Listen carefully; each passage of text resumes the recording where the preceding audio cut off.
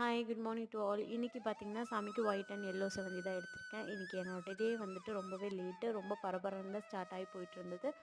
அதனால் எந்த ஒரு வீடியோவுமே ப்ராப்பராக எடுக்கவே முடியல. அதனால் பூஜை பண்ணுறதுக்கு முன்னாடியும் பூஜை பண்ணதுக்கப்புறம் தான் வீடியோ எடுத்திருந்தேன். இன்றைக்கி யாரெல்லாம் பர்த்டே செலிப்ரேஷன் பண்ணுறாங்களோ அவங்களுக்கு எல்லாமே ஹாப்பி பர்த்டே. நீங்கள் எப்போவுமே ஹாப்பியாக இருக்கணும் அப்படி சொல்லி ப்ரே பண்ணிக்கிறேன்.